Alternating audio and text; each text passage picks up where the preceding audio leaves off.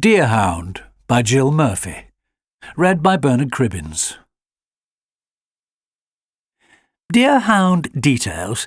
There are a few things you ought to know about deerhounds before you listen to this story about Alfie. 1. Ear styles. They have the most expressive ears in the dog world. Normal, early morning crumple, Cornish wind-blown tree, listen both ways, total freak out, granny's bonnet, full rabbit, half rabbit, extreme listening mode. 2. Speed. They can outrun a car at speeds up to 40 miles per hour. 3. Deerhounds. They are the sweetest, most gentle of hounds, always anxious not to offend their owners. 4. Food. Their best dinner is tripe, and their favourite snack is cheese. Any type, the smellier the better. They can detect someone opening a packet of cheese and onion crisps 2 doors away. 5. Nose periscope. They can bend the tips of their noses round the corner. 6. Smiler. Some of them smile when pleased to see you. 7. Neat ears. Deerhounds are supposed to have the outer layer of grey fur stripped from the ears, revealing the soft, short, black hair beneath. 8. Leaning. They like to lean on people, especially people they love. 9. Gardening. They are great hole diggers. Once they've started a hole, they don't stop till Australia. 10. Couch potatoes. They are comfort freaks. Only a sofa or a bed will do. 11. The serpentine grovel. When especially pleased to see you, or anxious that they've done wrong, they go into a serpentine grovel, almost tying themselves in a knot.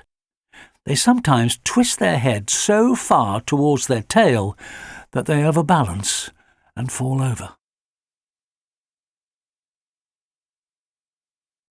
Chapter 1. It was the start of a perfect autumn day. The sort of day that called you to be up and outside. The sort of day when only good things should happen. 2 cats were hunched on top of the garden wall between their houses. One was a brown and cream ragdoll cat named Florence, and the other was a black and white, no particular breed, named Humbug. Both cats sat perfectly still, faces turned to the rising sun, their fur ruffling in the gentle breeze. "How's it going with the monster, then?" asked Humbug. "Better," said Florence, blinking her swimming pool blue eyes. "I had a chat with him last week, made a sort of bargain, and now he's a changed dog. Just as well, really. It was beginning to drive me nuts, all that noise and chasing me round the garden." "How did you do it?" asked Humbug, intrigued. "I can't imagine what bargain you could possibly make with a deerhound." "It was quite easy, actually," explained Florence. "He's scared of thunder, and I mean really scared, so I promised I'd always snuggle up with him in the kitchen when there's a storm if he promised never to chase me ever again, or anyone else for that matter. And it worked like magic." "Cool," said Humbug admiringly. The sun had made its way up above the roofs and treetops, and the 2 cats heard the first people getting into their cars and setting off to work. Florence stood up and stretched herself thoroughly. "I think I'll go home for some breakfast," she said. "Hope it's something nice," said Humbug. "It's always the same dried stuff," called Florence over her shoulder, "but it is nice. See you around." Purred Humbug. Chapter 2. In the kitchen, Alfie, the deerhound puppy, was curled up in a tight ball, fast asleep on an enormous squashy beanbag. He was in the middle of a delightful dream in which he had just chased Florence to the top of a very bendy tree at the end of the garden. Alfie was standing on his hind legs and pushing the tree with his front paws so that Florence was beginning to lose her grip among the sparse branches. "Surrender!" barked Alfie. "Never!" yowled Florence. The cat flap banged as Florence arrived in search of her breakfast, and Alfie awoke with a start. For a moment he forgot his bargain and scrambled off the beanbag, barking wildly and sliding about on the tiled floor. Florence jumped up onto the nearest worktop. "Steady on, kiddo," she said sternly. "Haven't you heard the weather forecast? We're in for a freak storm over the next couple of days. We made a deal, remember?" Alfie remembered, and slunk back to his beanbag. Ears flopped over his forehead in embarrassment. "Sorry, Florence," he mumbled. "I was dreaming. I only forgot for one moment. I won't do it again, I promise." "That's all right, then," said Florence huffily. "I'll let you off this time. What's happened to your ears?" Alfie looked puzzled for a moment. "One's smooth and black," explained Florence, "and the other one's hairy and grey, like it usually is." "Oh, that," mumbled Alfie. "Well, deerhounds are supposed to have stripped ears so you can see the black fur underneath. Charlie says it shows you're a grown-up dog when you have your smooth ears done, but it hurt, and I only lasted for one ear, so they gave up anyway. No one will notice." "I've noticed," said Florence, "and it looks truly bizarre. Oh, well, never mind. Move along, and I'll cuddle up with you to keep warm. It's a bit chilly in here with all these tiles, and they might not be up for a while yet." Chapter 3. Upstairs, Alfie's young master, Charlie, was also asleep, dreaming of scoring the perfect goal in a football match with all the best players in school. In the dream, Charlie pulled his shirt over his head and ran about the pitch shouting and yelling for joy, other players grabbing him and thumping him on the back. "Charlie! Charlie!" His mum's voice blasted him awake. "You're all tangled up in your bedclothes. What on earth were you dreaming about? Come on! We've overslept." Charlie pushed himself up on one elbow and laughed. "Gosh, Mum," he said ruefully, "that was some dream. I wish it was true." "No time for dreaming," said his mum. "We've got loads to do. There's breakfast for all of us, and then we're off to Cousin Chloe's wedding, so we'd better get a move on." Charlie groaned. "Oh, Mum," he said, "I wish we didn't have to go." They padded downstairs together. "I know," said his mum. "It's such a gorgeous day, and I'm not crazy about going anywhere except out with Alfie, but I'm sure it'll be fine when we get there. Oh, look."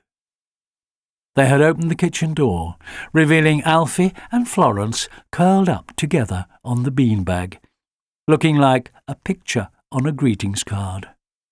"I knew they'd get along in the end," Charlie beamed, plonking himself down on the edge of the beanbag and waking them up with a hug. "Hey, steady on, Alf, and you, Floss."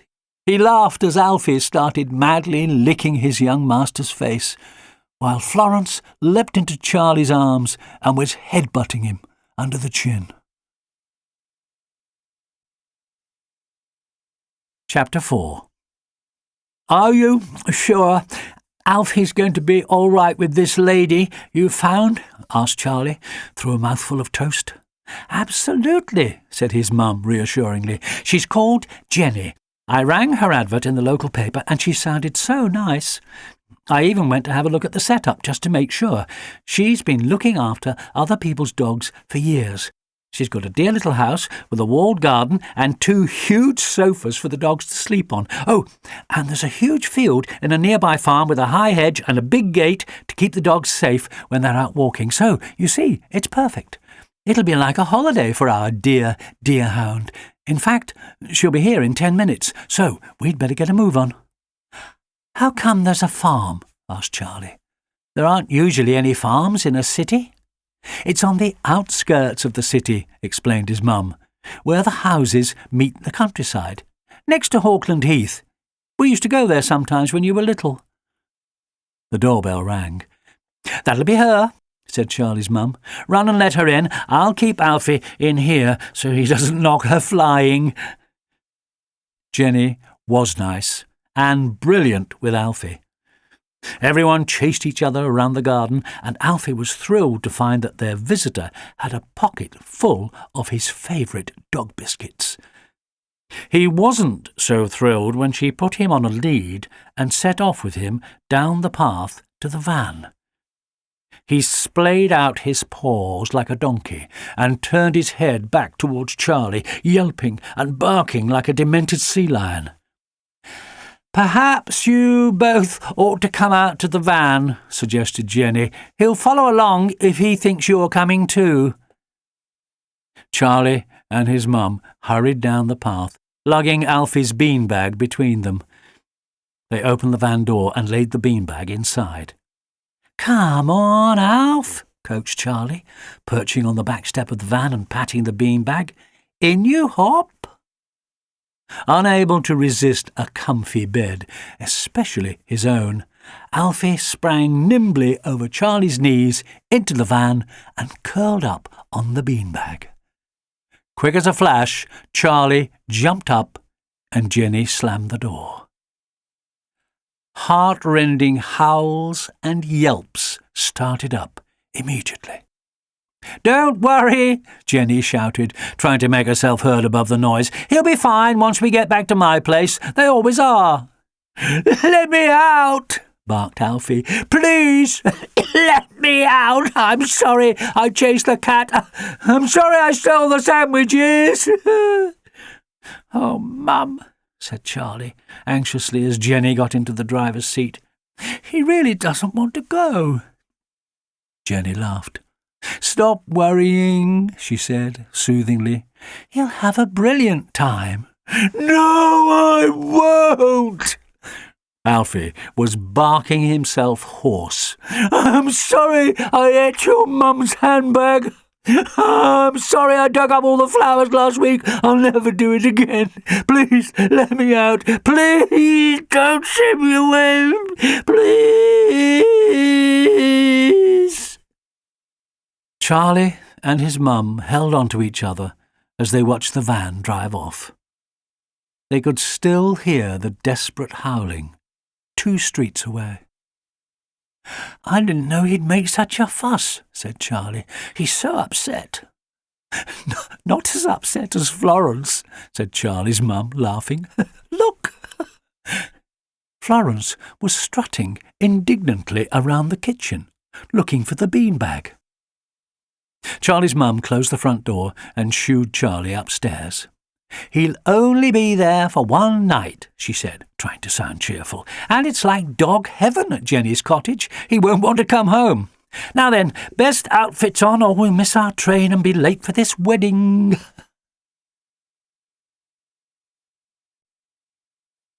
Chapter 5. The van door opened with a clatter. "Come on, Alfie," said Jenny kindly. "Out you get. Come and meet the gang."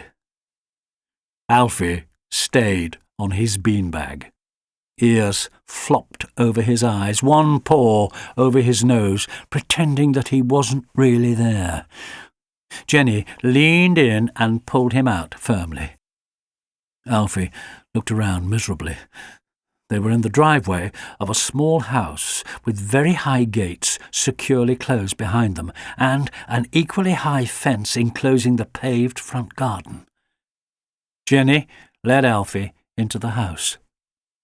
As soon as they opened the front door, a barrage of dogs appeared, hurling themselves at Jenny and sniffing the newcomer all over. Alfie cringed nervously into a corner. "OK, you lot," laughed Jenny. "Out you all go and make friends with our new boy while I get the kettle on." She shooed them all through the sitting room and kitchen, which led directly into a paved backyard, also with a high fence round it. Alfie could see that escape was impossible. Meanwhile, the other inmates surged around him, barking and sniffing. "How long are you in for?" asked a large, bouncing German shepherd called Boris. I don't know," said Alfie. "I don't even know why I'm here. I think it might be because I stole my boys' school sandwiches last week." "Oh, dear," barked a black and white border collie named Folly. "Sounds as if you might be in for life, then." "Life?" gasped Alfie. "Did you do anything else bad?" asked Folly. "Only a few things," whimpered Alfie. "I suppose the worst was eating his mum's handbag." "Definitely life, then," said Folly, with a wink at Boris. "Don't you agree, mate?" "Definitely," woofed Boris. "They won't be wanting you back in a hurry." "Oh, stop it, you two," barked a dainty black and grey spaniel named Dixie. "You're frightening the life out of the poor darling. Don't listen to them, dear." She nuzzled up to Alfie, put a feathery paw onto his huge knuckled foot. "We are only here for a little while, just a few days or a week, or sometimes longer, but they always come back for us, you'll see. We're only here while they're off doing people things where we aren't allowed." Jenny opened the garden door and called everyone inside. She sat down on one of the two sitting-room sofas, which were covered in rugs. After a few seconds, they were also covered in dogs, except for Alfie, who was too nervous to barge his way up with the others. There were 6 dogs altogether, Alfie, plus Boris, Folly, Dixie, and 2 identical West Highland Terriers who barked a lot, telling the bouncy Boris and the huge Alfie not to tread on them. One of the West Highland Terriers settled like a cat onto Jenny's lap. The other dogs did a lot of noisy leaping about, then collapsed into their regular places on the sofas. Jenny had brought Alfie's beanbag into the room, and he curled up on it gratefully in a surprisingly tidy ball. He was so tired after all the frenzy that he began to drift off to sleep. Chapter 6. A loud knocking set all the dogs barking and diving off the sofas to hurl themselves at the front door.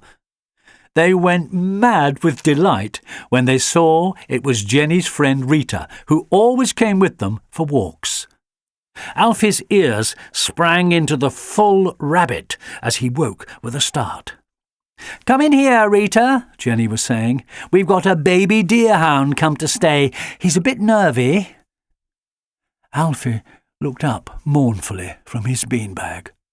"Oh, what a darling," said Rita, crouching down and smoothing his head. "Look at your funny ears. Now, don't worry, boy, we're all off for a nice walk. Then there's dinner later and nice friends to play with. It won't be 5 minutes before they come to take you back home again." Jenny and Rita put all the dogs onto their leads. Jenny held on to the spaniel, the German shepherd, and Alfie, and Rita took the 2 West Highlands and the collie. When they left the front garden, Alfie saw that on one side they were next door to a farmhouse, surrounded by large fields with lots of grey outbuildings and farm machinery parked in the concrete yard. On the other side was a normal road full of cottages and parked cars leading towards a railway station and a small parade of shops. It really was the very edge of the city. The exercise field which Charlie's mum had described was next door to the farm. The dogs all knew where they were going and nearly yanked Jenny and Rita's arms out of their sockets as the field gate came into view. Alfie didn't pull. He hung back, trying to writhe his head out of his collar, but it was too tight to slip over his ears. "We'll have to watch this one, Rita," called Jenny, bundling him through the gate with the others and bolting it behind them. "Off you go," she said, unclipping all their leads. "Running about," said Rita, briskly, as the 3 dogs she'd been leading raced off to join Boris and Dixie. "You too, Alfie," called Jenny, pulling Alfie away from the gate by his collar. "Stretch those great long legs of yours." They set off round the field, Alfie slinking along with them, inspecting the thick hedge for escape routes. He had noticed that there were areas further up the field that looked as if the hedge might be thin enough to shoulder his way through. Unfortunately, he hadn't noticed the wire stretching between rough posts, set along the inside of the hedge all the way around the field. It was an electric wire, put there to keep cattle from breaking through the hedge in exactly the way that Alfie was planning to try. The wire was very rarely turned on, but on this particular day the farmer was planning to use the field for some of his cows, and had turned it on only minutes before Jenny and Rita decided on their walk. Alfie set off at a brisk run towards a gap that looked worth investigating. Dixie ran after him, barking joyfully. "Glad you've cheered up," she called. "You can chase me if you like. I'll pretend to be a rabbit. Then you can..."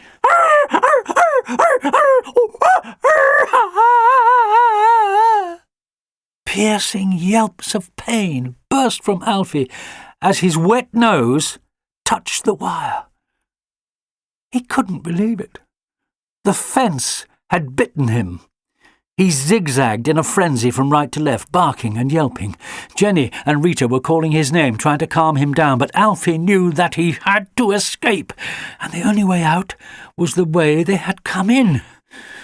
He ran headlong at the huge barred gate, which loomed like a mountain as he approached it at gathering speed, 30, 35, and a final burst of 40 miles per hour. Jenny and Rita clung onto each other, watching in horror. "He'll break his legs," gasped Jenny. "He'll never get over it." But he did. Bunching his ultra-strong deerhound back legs at exactly the right moment, and tucking up his front legs as neatly as a gazelle, Alfie sailed above the topmost bar with inches to spare, and was out of sight within seconds, leaving Jenny and Rita speechless with shock. Chapter 7. Day turned to evening. Jenny and Rita had spent the whole day searching for Alfie. First of all, they had taken the other dogs back to Jenny's house, and Rita had telephoned the police and the animal rescue centres, while Jenny began looking everywhere. Around the farm buildings, in people's front gardens, and in the children's playground nearby, finally arriving at the station end of the road. On either side of the station was a small parade of shops called Station Row, consisting of a corner shop selling all the usual things, an Italian restaurant named the Gondola, and a flower shop with buckets containing bouquets of bright chrysanthemums and dark red roses, ready wrapped for the train passengers to buy on their way home. The florist noticed Jenny peering into the station entrance and down the side alleys of the shops, and came out to speak to her. "You're not looking for a lost dog, are you?" she asked. Jenny's heart exploded with joy. "Yes, yes," she exclaimed. "A huge grey dog, a deerhound." "I've seen it then," said the florist firmly. "It flew past here about, 2 hours ago. I've never seen such a big dog, and so fast. Just a grey streak it was." "Did you see where it went?" asked Jenny, her heart plummeting when she realised how long ago he'd passed by. "Yes, I did," said the florist. "It turned into the entrance to Hawkland Heath. It's just along there." She pointed it out, helpfully, and Jenny thanked her and hurried to take a look. She peered through the parking area into the dense woodland beyond, then hurried back to collect Rita and the van so they could start looking straight away. They were there for hours, calling Alfie's name until their voices gave out. "Are you going to ring the owners?" asked Rita. "Not yet," said Jenny. "I'm sure we'll find him. He must be here somewhere." "But it's getting dark," said Rita. "And the heath is huge. There's miles of it. He could be right on the other side by now. You told me how fast a deerhound can run." Jenny burst into tears. "We've just got to find him," she sobbed. How can I ever face that young lad and tell him I've lost his dog?" Chapter 8. In the early evening gloom, a pair of foxes emerged from their den and sniffed the air to make sure there were no humans around. Their names were Fix-It and Sunset. "Don't you just love the autumn?" said Fix-It as they trotted through the leafy carpet. "We're the same colour as the leaves." "So we are," agreed Sunset. "Now we'll be able to hide even more easily." "I think the weather's on the turn," said Fix-It, pointing his nose upwards and sniffing hard. "Look at those clouds." Despite the perfect start to the day, a bank of ink-black clouds had suddenly appeared behind the treetops, moving fast in a sinister way, blown by a wind that had sprung up from nowhere. The branches were bending this way and that, sending showers of dry leaves turning and tumbling to the ground around them. "What a shame," grumbled Sunset.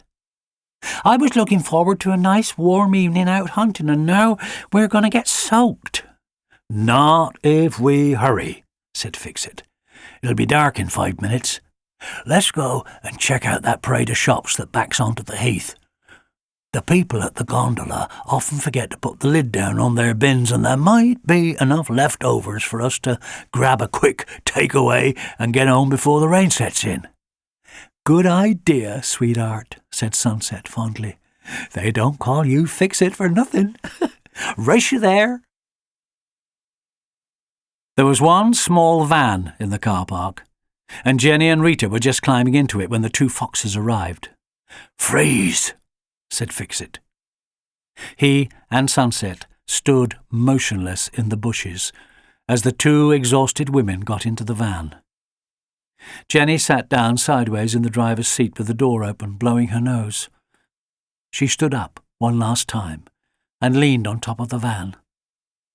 "Alfie!" she yelled, her tearful voice whisked away by the rising wind. "It's no use, Jen," called Rita. "It's nearly pitch dark. We'll have to go home. Let's come out and try again at first light." Fix-It and Sunset watched as Jenny got back into the driver's seat and shut the door. The headlights suddenly sliced through the darkness as the van crunched through the gravel and away down the short track that led to the street. Sunset looked at Fix-It in the last remnants of grainy light. "I wonder who Alfie is," she said. "Well," said Fix-It, "whoever he is, they're really upset about him." Chapter 9. A full-force storm had blown up over the city, a really bad one, with continual flashes of lightning followed by deafening thunderclaps. Fix-It and Sunset slunk through the undergrowth to their den, doing their best to keep out of the sideways driving rain as they hurried back home. "Such a good idea of yours, Fix-It," said Sunset, licking her lips to catch the last morsel of Parmesan cheese from a pile of spaghetti bolognese they had found in one of the gondola's dustbins. Now, as they turned in through the dense thicket of bramble and bushes which led to their den, both foxes froze. "Who's there?" growled Fix-It in a low voice. "Come on out! I can smell you." There was no reply in the rain-lashed, wind-howling darkness, but they both knew by the scent that another animal was there. They could also tell that it wasn't a fox, or indeed a squirrel, or badger, or any other animal you might expect to find on a wild, night-time heath. "Show yourself," snarled Fix-It, taking a cautious step towards the strange smell. As the two foxes peered into the darkness, they could just make out the shape of a huge, hairy creature, dripping water, its head bowed, shoulders hunched, shaking from head to foot. A surprisingly small whimper burst from the huge shape. "Do you think it's a horse?" asked Sunset.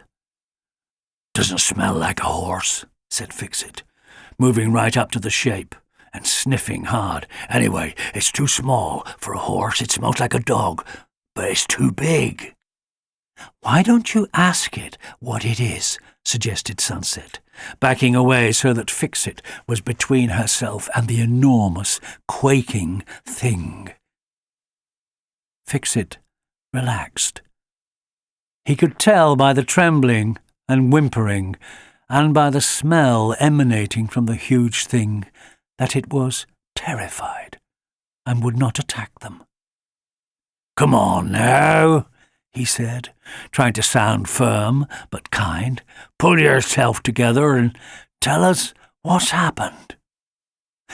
"What exactly are you?" asked Sunset, peeping round her husband. The creature kept its face pointing at the floor, but raised its ears, twisted them together, and flopped them over its forehead. I'm lost," it said. "Yes, but what sort of creature are you?" continued Fix-It. "I'm a hound," mumbled Alfie. For it was Alfie, who had run and run, escaping from the vicious fence until he felt far away enough to stop. Sunset jumped back in alarm. "You're not a foxhound, are you?" she asked nervously. "Of course he isn't, dear," said Fix-It. "My cousin from Kent told me all about foxhounds. They're brown and white with floppy ears. You've got very strange ears, haven't you?"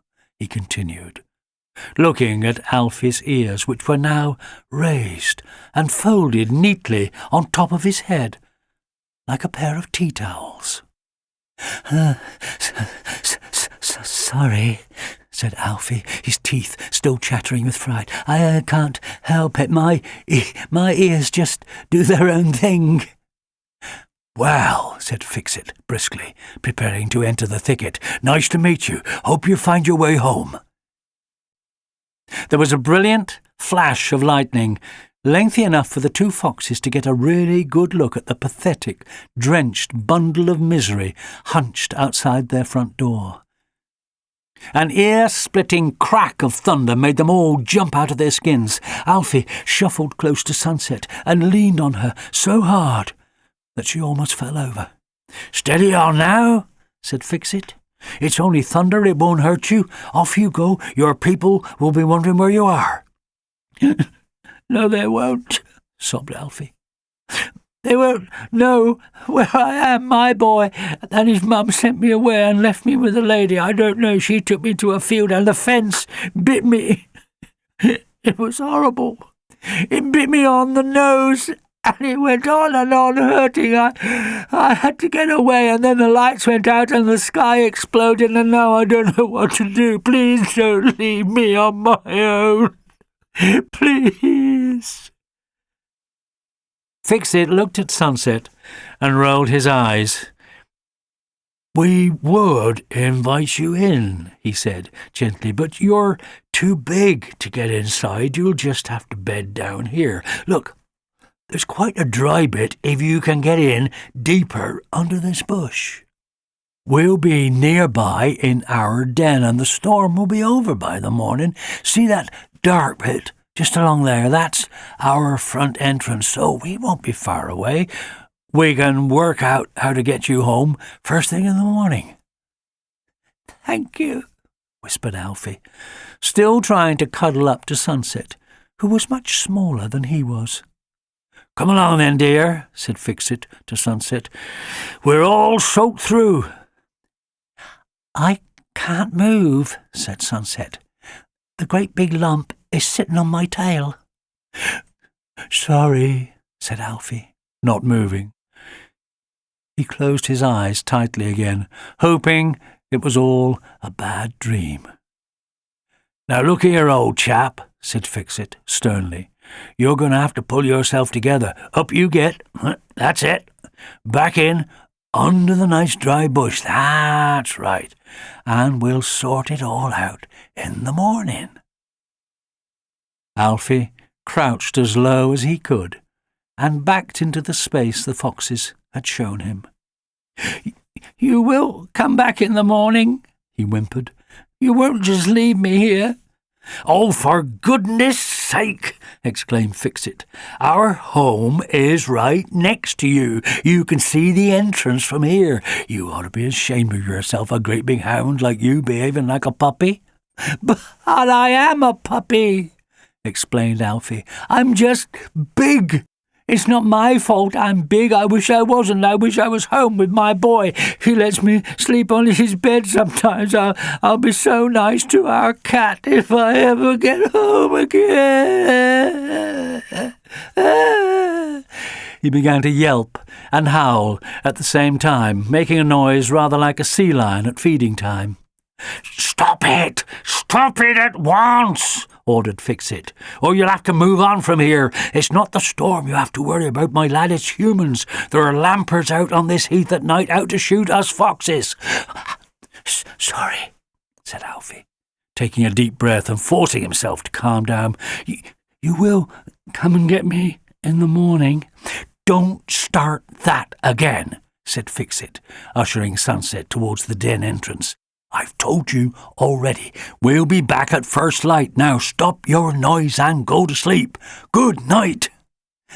"See you in the morning," Sunset called over her shoulder as she entered the tunnel, followed by Fixit, leaving Alfie alone in the creaking, moaning, wind-torn wood.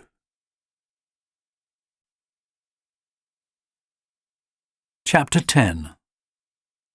"I've got something to tell you, Charlie," said Charlie's mum as they opened the front door to their house, home from their night away. Charlie suddenly realised that his mum was looking rather anxious. "What is it, Mum?" he asked. "Has something happened?" They were still standing inside the front door. His mum had picked up the letters from the mat and was holding them tightly, looking at the floor. "Yes, it has," she said, looking up at him and trying to look like a person in control. "I'm afraid Alfie's been lost since yesterday morning." Charlie's mouth fell open in horror. "Yesterday morning?" he exclaimed. "But that means he was out all night in that storm. He's petrified of storms. He's petrified of everything. He doesn't even like the door banging shut, and he hates getting wet. He won't go for a walk if it's raining. Oh, Mum, where is he? How are we going to find him?" Charlie's mum put an arm round him and led him into the kitchen so that she could put the kettle on and make a reassuring cup of tea. "Now, don't you go getting in a state," she said soothingly. "I rang Jenny on the train home while you were having a snooze, and she told me what happened. Unfortunately, that nice, safe field I saw had an electric wire fence round the hedge because they sometimes keep cattle in there. Alfie got a shock from it and managed to leap over the gate. Jenny and her friend spent the whole day looking for him, and they're out again now, at this very moment, trying to find him. I'm sure they will. He's so big now, someone's bound to notice him. Meanwhile, we can print some posters and go around pinning them up on the heath. He'll be very easy to identify, especially with his ears half done."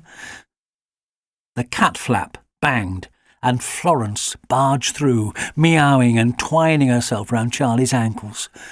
Charlie picked her up and held her tight.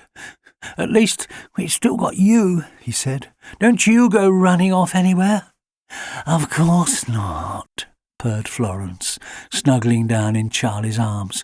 "Why on earth would I want to do that?"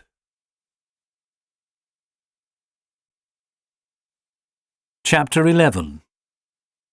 Hawkland Heath was covered in a thick carpet of wet leaves after the terrible night before. Whole branches were strewn about. Some of the streams had risen and overflowed into small lakes, and in between, everything was a layer of squelching mud. Fix-It and Sunset crouched either side of Alfie under the bush where they'd left him the night before. True to their word, they had come out at the very first paling of the sky to see if they could get rid of the enormous and rather embarrassing creature they had somehow got lumbered with. They had peered under the bush, hoping he might have gone, but he was very much still there, hunched in the same shivering huddle, both ears curving sideways towards them, resembling a pair of Cornish wind-blown trees. "Well then," said Fix-It in a rather forced, jolly tone, "here we all are again." "Wind's dying down," said Sunset, "and the rain's stopped. I expect you'll be feeling a bit peckish." "Not really," said Alfie. "What sort of hound are you?" asked Fix-It, lying flat in front of the bush so that he could see properly into Alfie's face. "Perhaps he's a type of ant-eater," said Sunset. "You know, a sort of ant-hound. He's got a very long nose, sure as your tongue." Alfie opened his mouth and rolled out his tongue like a rasher of bacon. "Perhaps not," said Fix-It. "What's your name, then? You must have a name. Mine's Fix-It, by the way, and this is my wife, Sunset." "I'm called Alfie," said Alfie glumly. "Alfie!" exclaimed Sunset. "That was the name those people were calling in the car park last night." "Do you think they might still be there?" asked Alfie, hopefully. "Sorry, old chap," said Fix-It. "They were just leaving when we saw them, but they did seem very upset that they'd lost you. Are you sure you're a hound?" "I think so," said Alfie. "I think I might be a sort of loved hound." "A love hound!" laughed both foxes together. "No," said Alfie, "a loved hound. My boy used to call me his darling dear hound, so I suppose I'm a very much loved hound." "Well, I never heard of a loved hound before," said Fix-It. "Anyway, hounds are always good at chasing things, whatever type they are." "As long as you don't chase us," warned Sunset. "Course I won't," said Alfie. "I've taken a vow that I'll never chase any animal ever again. Our cat, Florence, made me do it. I promised." "I don't know how you're going to eat, then," mused Fix-It. "You'll have to go hunting if you don't want to starve." "I'll be all right," explained Alfie. "My dinner always comes in a tin." Sunset and Fix-It exchanged hopeless glances. "There aren't many tins in the middle of Hawkland Heath," said Sunset. "No tin openers either," agreed Fix-It. "Come on, lad, out you come and stretch your legs." Alfie crawled from under his bush and stood up. Both foxes gazed up in amazement. He was at least twice as tall as they were. All three animals had a good sniff of each other. "You smell really nice," said Alfie shyly, "sort of pungent and putrid." "Thanks," said Sunset. "We like it." "You can roll in this messy bit outside our door," offered Fix-It. "Then we'll all smell the same." "Gosh, thanks," said Alfie, throwing himself shoulder first onto the ground. Sunset and Fix-It smiled at each other as they watched their strange guest rolling from side to side, waving his endless legs in the air. They gave him a thorough sniffing when he finally stood up again. "Great," said Sunset. "Now you smell just like a fox." "Excellent," agreed Fix-It. Let's go and see what we can find for breakfast. The cafe's a good place to try after a storm. The bins will be all over the place. Save us the trouble of knocking them over.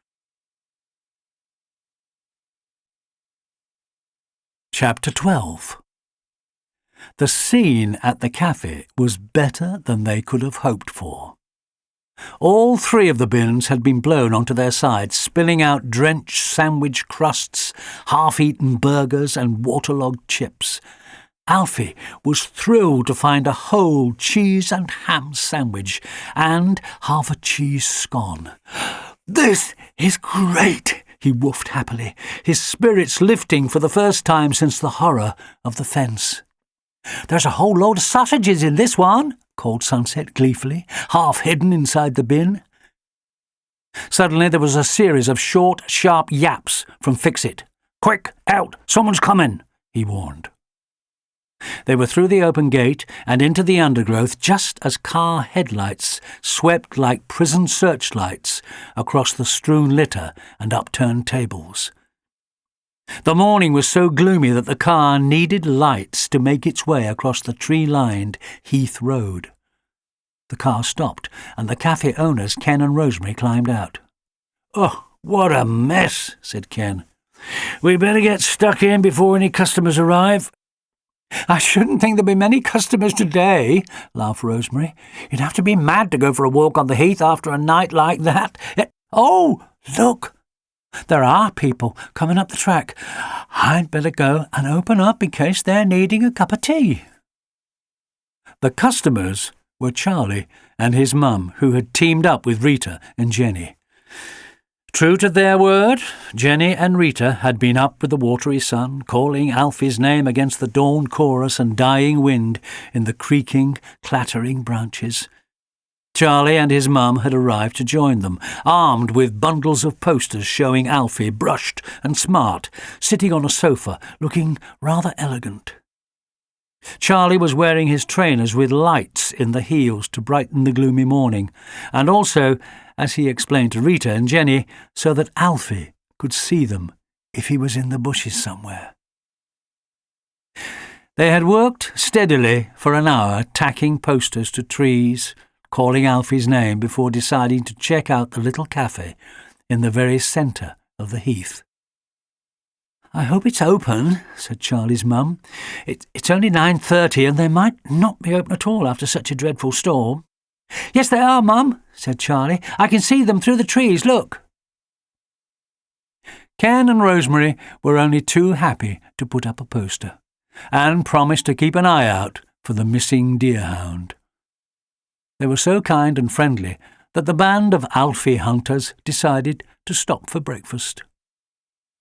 Charlie's mum could tell how miserable he was because he couldn't eat anything at all, not even a biscuit from the plate of muffins and biscuits she had ordered to try to take his mind off things.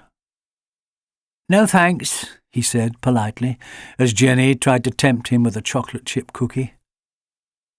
"Do you think we're ever going to find him?" Jenny's eyes filled with tears. "I'm so sorry," she said with heartfelt remorse. "I never thought any dog could jump a gate as high as that." Charlie's mum patted Jenny's shoulder.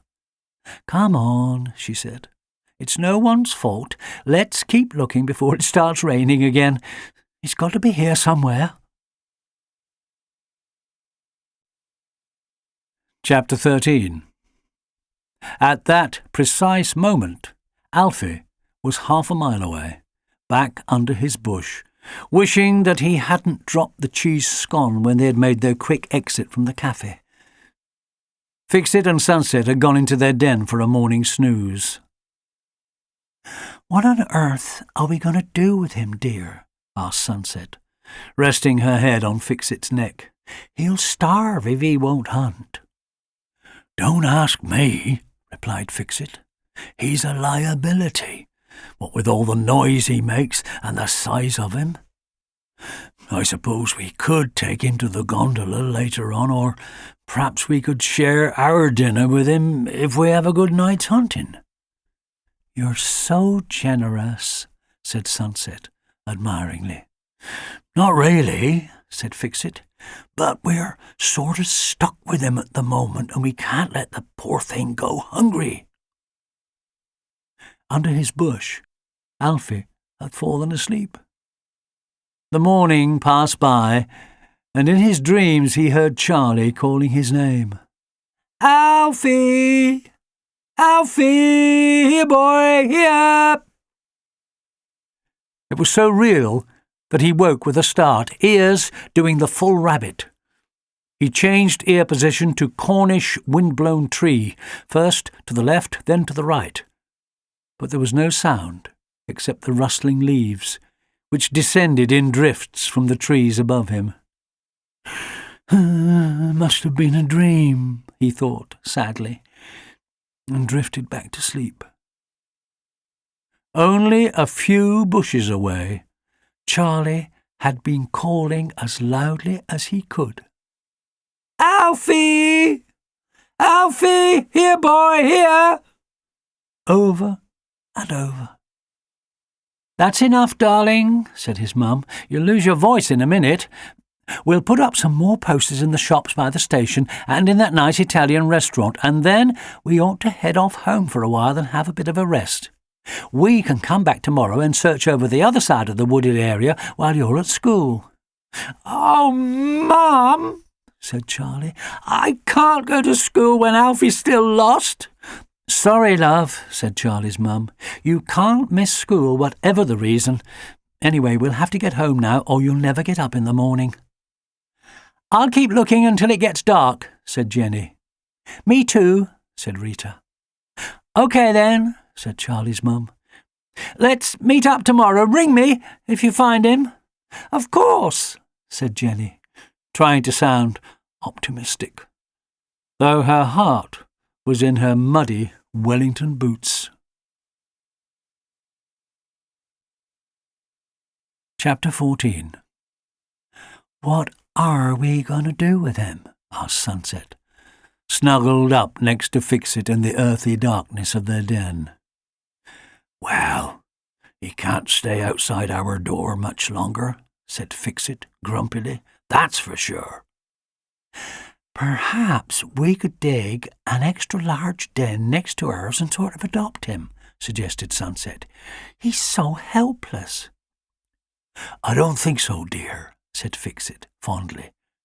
"A kind thought, but not very practical. Right now, I'm a bit peckish. Let's go and see if it's dark yet." Outside, Alfie had come out of his bush and was lying right next to their entrance. He was well camouflaged in the early evening gloom, lying very still among the tangled grey brambles and piles of dusty-looking leaves. "I haven't moved for ages," he said proudly. "I'm practicing being just like a fox." "Just like a fox," agreed Sunset, licking his nose affectionately. "Well done, dear." "Smells like a fox, too," said Fix-It, giving Alfie's filthy coat an appreciative sniff. "What's for dinner?" asked Alfie. "I'm starving." They decided to head for the bins at the back of the gondola for an easy meal. Fix-It and Sunset knew that the rubbish collection was next morning, so the bins would be perfect for a rummage. On the way, they taught Alfie how to slink along, keeping to the side of any open spaces just a few steps at a time, stopping to check all around, then freezing if anything rustled, always taking a few quick steps at a time. Alfie's radar-like ears were very helpful in the lookout process, and he proudly showed his new friends check both ways, where he could listen in front and behind at the same time. Also, how he could hide behind a bush and bend his nose round a corner to sniff for anyone coming, like a nasal periscope. "You must admit he's got some really useful tricks, Mr. F," said Sunset, impressed. "True, my dear," said Fix-It. "Pity he's so huge, or he'd make quite a good honorary fox. They reached a place where the woodland stopped abruptly, and an area of short grass led to the back of the parade of shops. There were a few clumps of bushes and a pond with some benches round it.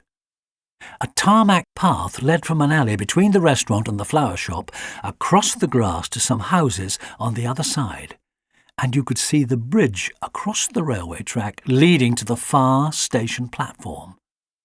Street lights along the edge of the path cast an orange glow over everything. A train suddenly clattered through a deep cutting into the station just as the little group was skittering a few paces from a ragged elderflower bush to a low mass of brambles. "Don't move," ordered Fix-It. "Drop down, Alfie, and freeze. People often walk across this patch after a train. Don't move till I say." They all kept completely still. Alfie, flat on the grass, with his ears over his eyes, trying not to panic as the noisy train rattled and hissed out of the station. "OK, team," said Fix-It. "They've all gone. Good timing, actually. There won't be another train for half an hour, and the kitchen porter's just been out and put a load of stuff in the bin, so he won't be out for another hour. Come on, let's go for it." Chapter 15. The two huge bins at the back of the gondola were even more bountiful than the ones at the tea-room. To Alfie's utter joy, all the leftovers were dredged with cheese. Cheese pasta, cheese pizzas, even the meat leftovers were dusted with a dreamy coating of grated parmesan. It was deerhound heaven. Alfie stood on his hind legs, knocked open the hinge lid, and dragged out delicious lumps of garlic chicken and wadges of spaghetti, dropping them onto ground level for Fix-It and Sunset. "He really is a help with these huge bins," said Fix-It, gulping down as much as possible. Within a few minutes the top layer was dragged out and scattered on the ground or eaten. Alfie craned his neck to look in and saw an almost entire pepperoni pizza wedged further down. He scrabbled his front paws noisily over the side of the bin and stretched his neck until it almost dislocated, trying to reach the prized pizza. "Steady on, Alf," warned Sunset. "Too much noise." Too late. Alfie overbalanced and plunged head first into the bin, which fell over sideways with a deafening clatter. "Run!" barked Fix-It. The two foxes shot across the clearing and into the woodland as Alfie, panicking, yelped and scrabbled, trying to turn round inside the bin before backing out, spaghetti and pizza topping dangling from his head like a hat. He raced as fast as his trembling legs would carry him into the woodland and followed the scent of Sunset and Fix-It back to their den, where he received a stern telling off from his guardians. At the back of the gondola, Marco, the young kitchen porter, who had come out to investigate, peered into the gloomy woodland beyond the clearing. "What was the noise?" asked Lorenzo, one of the waiters, who had also come out to see what had made the commotion. "It was a dog," said Marco.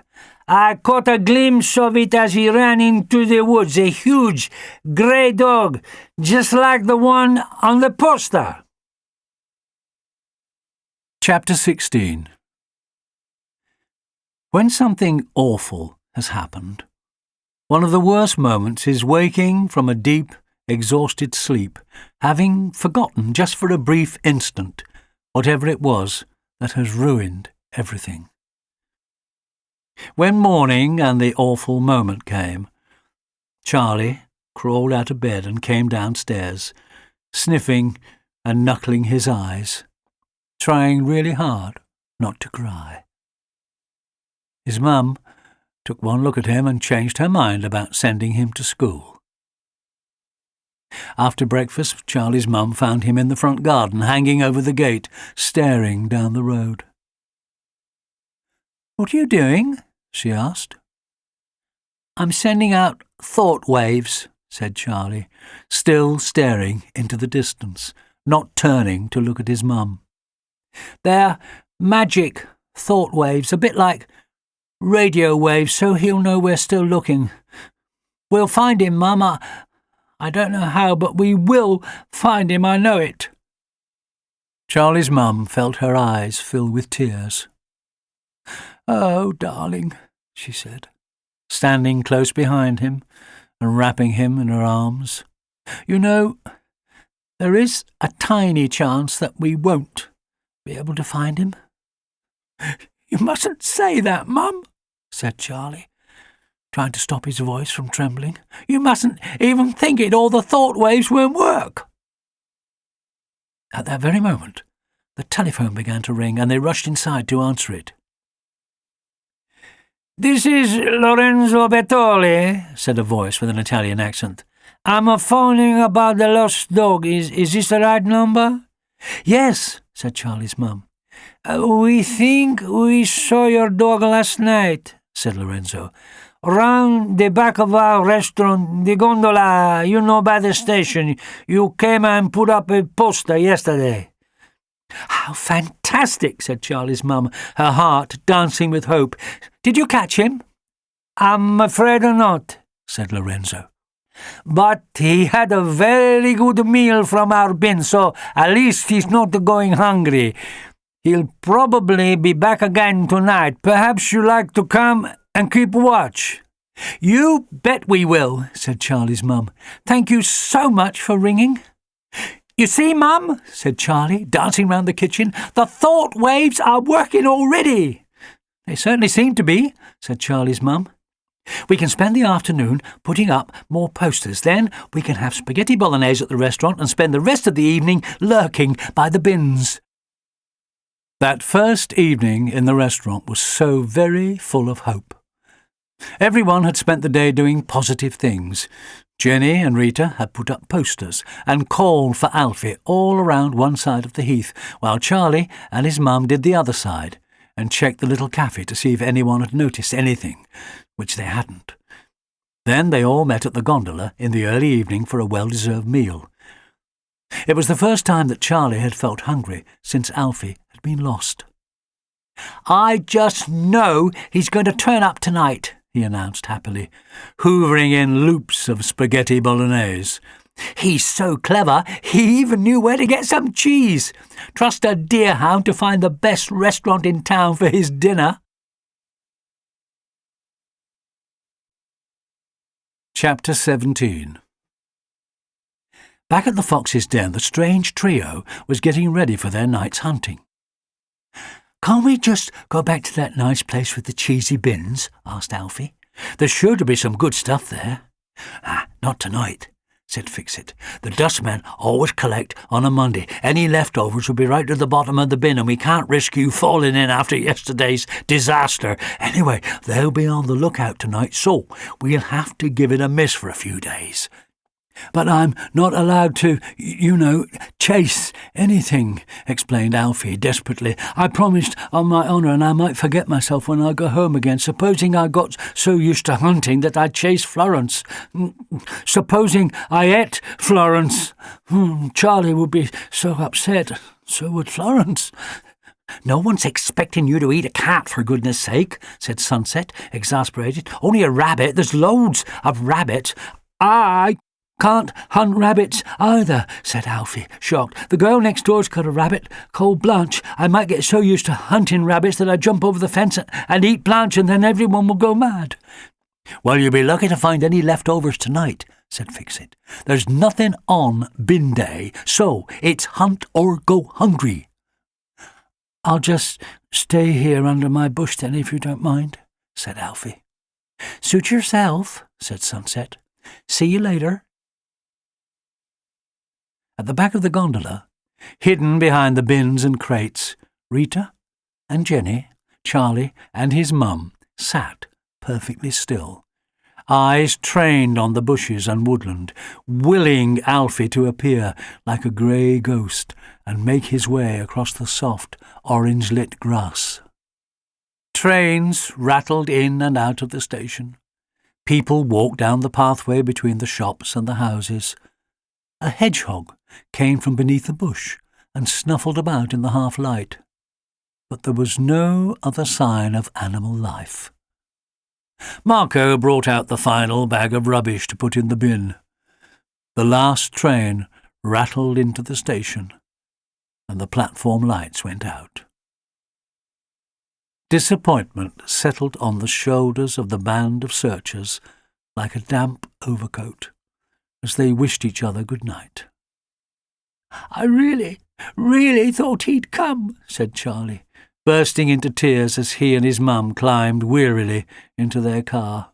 "Oh, Mum, where on earth can he be?" Chapter 18. Days turned into weeks. In the early days, several people rang to say that they had seen a dog like the one in the poster. One of them was an old lady who had a big house with a garden that backed onto the wood. She said that she had seen a huge grey dog sneaking out of her garden very early one morning, carrying half a loaf that she'd put out for the birds. Charlie and his mum rushed round to the old lady's house and spent hours calling, but there was no sign of him. 3 other people rang with sightings of the poster dog, but all of them said that he had run off into the bushes and no one got anywhere near catching him. Jenny and Rita visited the animal rescue homes every week, with dwindling hope. The posters began to fade. One morning, 2 men were out walking their old lurcher and stopped to look at a ragged poster flapping on a tree. "Wow," said Stan. "Look at that, Bert. Do you think it's still out here somewhere? A young deerhound, king of the hounds. Just think what we could do with one of those when we go out lamping, especially as old Lightning here's a bit past it." Lightning raised one ear and dropped it again. "Sorry, old man," continued Stan, scratching the top of his head affectionately. "You were the best in your day." They stopped and read the poster right through. "It's been up for several weeks," said Bert. "His name's Alfie. They probably found him ages ago." "Wouldn't hurt to keep an eye out, though, would it?" said Stan. "Just in case." Charlie wouldn't give up. He still hung over the front gate every day before he went to school, sending out his magic thought waves. His mum could hardly bear to watch him. It was difficult to keep believing that such a nervous, comfort-loving dog could survive for so long out on the wild winter heath all by himself. But of course, he wasn't all by himself. Back at the fox's den, Alfie and the foxes had settled into a routine. Despite all their attempts to persuade him, Alfie refused point-blank to hunt. So, while his friends were out pursuing rabbits, he sneaked off to raid the cafe bins at first light and have a rummage at the gondola in the early hours when the restaurant was closed and everyone was in bed. Sometimes the foxes went with him, but he was less terrified now and often went alone, easily tracing the route from their den, creeping along with much careful stopping and starting, just as they had taught him. Sadly, he often went on a night when Charlie and his mum had been there, sometimes with Jenny and Rita, keeping one of their vigils. But neither Alfie nor his band of faithful searchers realized that they had missed each other by hours. "My collar's getting really tight," said Alfie one evening as they all lay outside the den, waiting for complete darkness so they could set off on their various food-collecting missions. "Let's have a look, then," said Sunset. Alfie sat up and stretched his neck. "You're right, my lad," said Fix-It, peering up at the young dog. He was growing really tall, and although he was quite thin, the collar had become so tight that it was cutting into his neck. "We'd better get this off, or it'll strangle you. Lie down so I can reach it. Goodness me, you're getting so huge." Fix-It levered his lower jaw under the collar, clamped his upper jaw on top, and began chewing at the leather. It was hard work, and after a while he gave up, and Sunset took over. They both worked patiently, taking it in turns as they tried to bite through the tough leather. Finally, on Fix-It's fourth attempt, the collar fell off. Alfie shook his head from side to side. "Thank you so much," he said politely. "That feels much better." "What shall we do with it?" asked Sunset, prodding the broken collar with her paw. "I'll take it into my bush if you don't mind," said Alfie, "as a sort of souvenir of who I was, just in case I forget."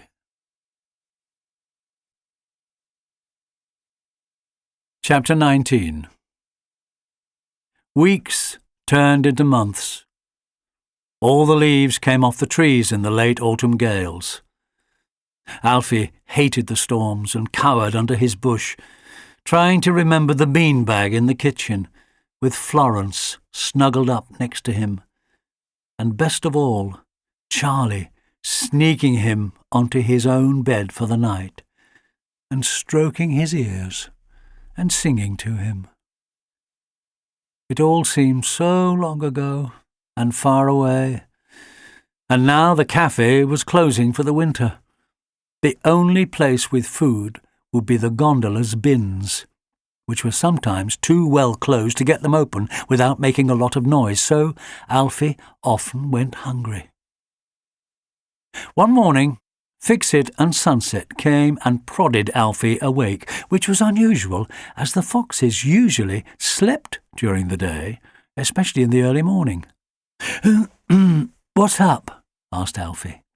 "Well," said Sunset excitedly, "we went past the cafe early this morning, and guess what? There's a poster of you stuck up on the notice board by the tables. It was half hidden behind a tree, but now all the leaves are off. You can see it clearly." "Are you sure it's me?" asked Alfie. "Quite sure," said Fix-It. "It's got a big picture of you wearing your red collar sitting on a sofa. The sofa's green, and it's got big orange flowers on it." "That's it!" barked Alfie. "That's definitely our sofa. It must be me." "You look much smarter in the poster than you do now," said Sunset, "but it's definitely you. Why don't you go and sit next to your picture when there are some people there? The cafe always shuts for the winter, so this weekend might be your last chance." "What a good idea," said Fix-It. They chose a Saturday afternoon. By a quirk of fate, Charlie and his mum had gone there for lunch to say goodbye to Rosemary and Ken before they closed for the season. Charlie was very glum. He could tell that the grown-ups were losing interest, and although his mum still came out with him and checked the usual places from time to time, she was beginning to say things like, "We can't keep this up forever," and "Perhaps some nice, kind person's taken him home." She didn't even want to have dinner at the gondola, even though the friendly waiters always gave them a discount because they came there so often. Only 20 minutes after Charlie and his mum had left the cafe, two foxes and Alfie slunk silently into the bushes that came right up to the fence surrounding the tables and chairs. A family of two little girls, a baby in a pram, and their mum and dad were just settling themselves at a table, which was conveniently right next to the poster of Alfie. They were all warmly dressed and had decided to sit outside. The dad went inside to order their food. Then one of the girls asked for something else, so the mum nipped inside, keeping an eye on the children through the big plate glass window while she relayed the change of order to her husband. "Now," said Fix-It. "Just go and sit next to the poster and someone will come and rescue you." "Do you really think so?" asked Alfie. "Absolutely," said Sunset. "Go on, dear. I'm so glad you'll get home to your people at long last." Alfie hesitated. "I'll miss you," he mumbled. "Just go," said Fix-It. "It's for the best." So Alfie went. The little gate was closed, but he leapt over it easily, sidled up to the poster, and sat down next to it, looking hopefully at the children. Chapter 20. For various reasons, everything went completely wrong. For a start, after all this time, Alfie didn't look anything like the tidy, brushed young dog with the smart red collar that was on the poster. His face fur was slick and greasy from all the bin rooting, and his body fur had grown much longer and was intertwined with bits of brambles and leaves. He was encrusted with slabs of dried mud from where he lay each night in his muddy nest under the bush, and his ears, described on the poster as one black and one grey and furry, had both grown as scruffy as each other and looked exactly the same. Worst of all, he had no collar. Adding to the horror of his unkempt appearance, Alfie, unfortunately, decided to smile. The trouble with a deerhound smile is that it looks exactly the same as a deerhound snarl. The two little girls sat mesmerised with terror as what seemed to be the big bad wolf from a fairy tale sprang over the fence, sat down right next to the table and bared its teeth at them. Just as they began to scream, their parents came rushing to their aid, hurling a packet of sandwiches and shouting furiously. "Get away!" yelled the dad. "Don't you touch my girls!" Alfie waved a paw, trying to look charming, before he realised that everyone was raving at him. So he ran for it and leapt back over the gate. The dad threw another pack of sandwiches, which Alfie, with astonishing presence of mind, caught in mid-air and carried off into the undergrowth, where he vanished in seconds. Rosemary came rushing out of the cafe. "Hang on a moment," she said to the distraught parents, who were cuddling their weeping daughters. Even the baby had woken up and was now screaming its head off. "I think it was the dog from this poster. Perhaps it was scrounging for food." "Well, it looked vicious to me," said the mum crossly. "So sorry," said Rosemary. "I'll get you some more sandwiches to replace the ones he pinched." She ran inside and told Ken. "It was definitely him," she said. "I just can't believe it after all this time, but it was a huge grey dog, a bit rough-looking, but then he's been wild for 2.5 months, so he won't be looking like an entrant for Crufts." "I expect the lad and his mum are still on the heath," said Ken. "I'll ring them on their mobile and tell them what's happened." As soon as they heard the news, Charlie and his mum raced back to the cafe. They hunted around the whole area, calling and calling. It started to rain, lightly at first, followed by a spectacular cloudburst. Charlie didn't even notice. He carried on, pushing his way into the bushes as far as he could, shouting for his dog. "Alfie! Alfie!" he yelled. "Come on! Cheesy Weezy! Please come out, Alfie! It's me, Alfie!" Ken and Rosemary insisted that they sat down for a cup of tea and a rest. Charlie and his mum looked as if someone had been pouring buckets of water over them. "It's just not fair," said Charlie. "If only we'd come for our lunch later, we would have got him. Now he'll be scared after everyone shouted at him." "The little girls were scared because he snarled at them," explained Ken. "He wasn't snarling," said Charlie. "He was smiling at them. He's always smiling. He was right next to his poster. He was trying to tell them who he was." "Are we sure it was him?" asked Charlie's mum. "He really did fit the bill," said Rosemary. "A huge, grey, scruffy dog. Didn't have a collar, though." "Perhaps it was hidden under his fur," insisted Charlie. "I know it was him. We can't just leave him, Mum." "OK," said his mum. "Let's go home and change, then come back to the gondola for our dinner and stake out the bins at the back. Lorenzo said there's definitely been bin raiding activity going on. If it really was him here today, he might try the gondola later on tonight." Chapter 21. Back at the den, Alfie had curled up under his bush, which was dripping unpleasantly with rainwater. He was shaking with cold, and Sunset had wedged herself in, trying to comfort him. "I think it was the smile that did it," she said. "People are so stupid. They don't know the difference between a smile and a snarl. Your boy would know." "But he doesn't know where I am," whimpered Alfie. "They're never going to find me. I'm lost forever. The hellhound of Hawkland Heath. I might just as well start learning to hunt. No one cares what I do. No one's ever going to pat me again." He began to yelp, then stopped, because he was now foxy enough to know he ought to keep quiet. "Where's Fix-It?" "He nipped back to pick up the first pack of sandwiches they threw," said Sunset. "They went over your head and into the bushes. A whole pack. Too good to waste." The undergrowth rustled, and Fix-It appeared beside them, with the sandwiches. He'd been running fast and sat down, panting. "Good news, Alf," he said. Really good news." Alfie curved his ears in Fix-It's direction. "I'm listening."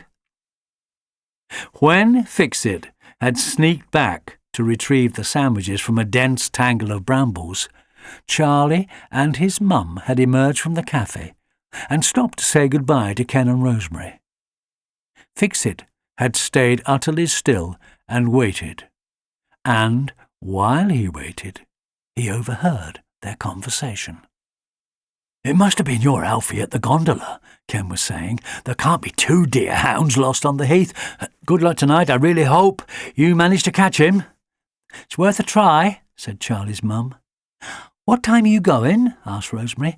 "Ken and I might join you. We close here at 4. We could celebrate our last weekend of the season." "That would be great," said Charlie's mum. "We'll go at 7. See you there." Fix-It excitedly relayed all this to Alfie. "They were definitely your people," he barked. "A lady with straight brown hair and a young boy. They'll be at the gondola tonight at 7. All you have to do is go and stand outside the window. They won't go mad if you smile at them. They know you. They're looking for you." "I can't tell the time," said Alfie. "How will I know when they're there?" "Have they got a car?" asked Sunset. "Yes," said Alfie. "A red one with a lift-up door at the back. They can put the back seats down to fit me in." "Well, there you are then," said Fix-It. "You'll see it parked outside and you'll know they're in there. Anyway, I'm really good at judging what time it is. I got a sort of feel for it, so we can set off when I feel it's the right time, and you can check the cars to make sure, OK?" Gradually, Alfie began to perk up. He allowed himself to imagine pressing his furry face against the window. He imagined Charlie seeing him and shouting for joy and rushing outside and crushing him in his arms, and Charlie's mum jumping up and down and Alfie doing his sea lion yelps of mad delight. It would be such a relief to be home again. Dinners out of a tin, the warm, squashy beanbag. He wouldn't even mind a good bath and a brushing session. Thank goodness he'd kept his promise to Florence. They shared the 2 packs of sandwiches as soon as night fell. The 2 foxes always shared as much as they could, especially as they could see that Alfie was very thin. "It's time," said Fix-It, a while after nightfall. "They'll be there by now. It's round about 7. I can feel it in my bones. You'll be safe to go and check for their car." "We'll come with you to the edge of the wood," said Sunset. At the edge of the woodland, with the pond clearing spread out in front of them, Fix-It and Sunset said good-bye to their unlikely lodger. "Thank you for taking care of me," said Alfie. "Thank you for being my friends." "Don't mention it," said Fix-It kindly. "You've turned into a really ace honorary fox. Been a pleasure having you in our team." Sunset stepped forward and leaned her head on Alfie's side. He bent his long neck and rested his head on top of hers. "Goodbye, then," said Alfie, stepping onto the grass. He turned to tell them to keep safe, but they had already vanished into the rustling undergrowth. Chapter 22. Alfie looked around cautiously so that he could check all the usual things. There was no train arriving, no kitchen porter coming out, no owner taking a dog for a walk. In fact, there was no one at all. Everything was quiet. He set off cautiously towards the alley at the side of the gondola. Only a few paces, and he'd see them on the other side of the glass, their faces full of utter happiness when they saw him, their own dog, safe at last. Alfie stopped at the mouth of the alleyway.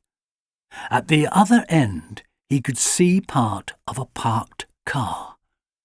It was red and looked just like his people's car. Alfie's heart lurched with relief. They were there! He could also see that the streetlights were much stronger at the far end of the alley. All his fox-learned caution came into play. He raised his front paw, almost in slow motion, lowered his head, and raised his ears in extreme listening mode. There was no sound at all. It seemed safe. Alfie set off down the alley, heart pounding. 1 step, then stop. 2 skittering steps, then stop. Halfway down, feeling hemmed in by the 2 buildings which made up the side walls of the alley, Alfie stopped altogether to have another listen. Suddenly, a man turned into the alleyway from the street entrance. With truly dreadful timing, it was Stan, who had been to the corner shop for a tin of dog food for Lightning's dinner. Stan stopped, his arms by his sides, not moving at all. Alfie didn't move either. They both stood, looking at each other like a standoff scene in a cowboy film. Very slowly, Stan put his hand into his pocket and brought out the tin of dog food. Very slowly, he pulled the ring on the top of the can and peeled back the lid. A marvellous waft of tripe sailed through the air into Alfie's famished nostrils. Tripe!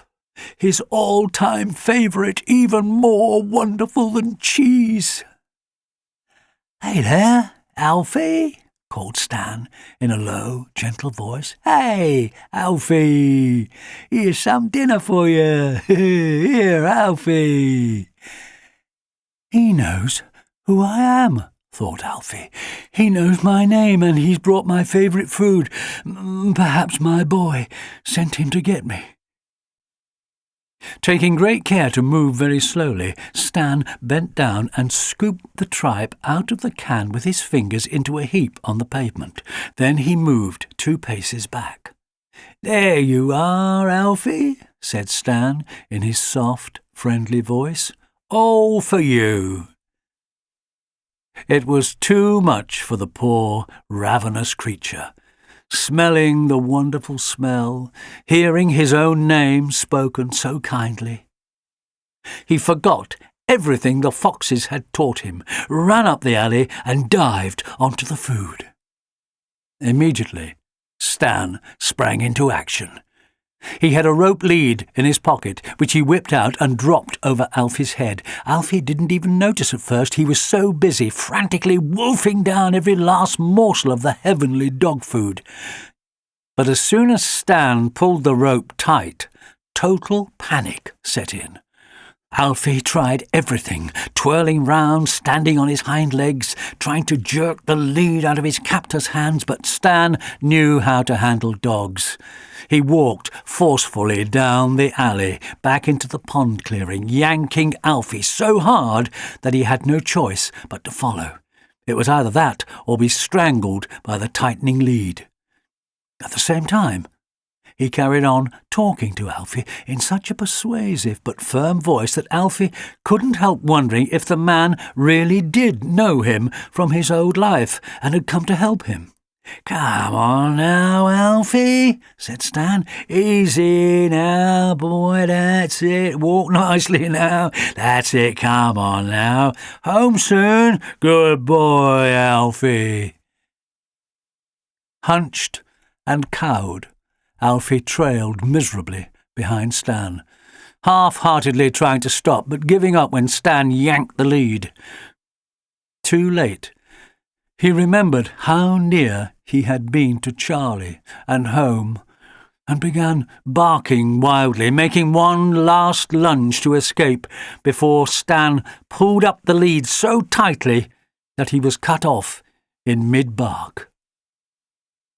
He turned his head and gave one last desperate look in the direction of the alleyway before Stan dragged him between the houses on the other side of the clearing. In the restaurant, Charlie and his mum were sitting at the table with Ken and Rosemary, all just about to start their meal. "Listen," said Charlie. "I can hear Alfie barking. I'm sure it's him." "You must have X-ray ears," laughed Ken. "I can't hear a thing." They all fell silent as they strained to listen. "I can't hear anything either," said Charlie's mum.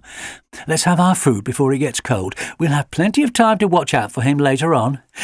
"But there was a dog barking," insisted Charlie. "Couldn't we just check?" Charlie's mum gave him a stern look. "Later," she said. "Food now, okay?" "Okay," mumbled Charlie, admitting defeat. "But I'm sure it was him." Chapter 23. A huge full moon rose behind the trees on Hawkland Heath, lighting up the trees in an unearthly shade of grey-blue. Fix-It and Sunset emerged from their den for a night out, hunting. Sunset glanced at the hollowed area beneath Alfie's bush. "It's odd without him," she said sadly. "I'd sort of got used to the great big lump. I do hope his people were pleased to see him." "Course they were," said Fix-It. "After all those posters and the way they look for him, they'll all be going mad right now. I expect he's forgotten us already." Back at the parade of shops, Charlie and his mum were climbing into their car, deeply disappointed once again after a cold vigil at the bins. "We don't even know if it was him at the cafe," said Charlie's mum. "I know it was," said Charlie. "It must have been." "But the dog they saw didn't have a collar," said Charlie's mum. "If it was Alfie, he'd still be wearing his red collar. Perhaps it was just a big, scruffy dog that belonged to someone else." "It was him," said Charlie stubbornly. "I know it was." "Well, we can't keep coming here like this," said Charlie's mum, as she put the car into gear and drove off towards their home. "He's only been seen 6 times in all these months, and we don't actually know if it ever was Alfie that they saw." 6 times is quite a lot, Mum, said Charlie. Oh, darling, said Charlie's mum. I suppose I'm saying we can't go on doing this forever, spending every spare moment looking for a dog we don't even know is still out there. Jenny's offered to buy you a new puppy, so perhaps we ought to think about it.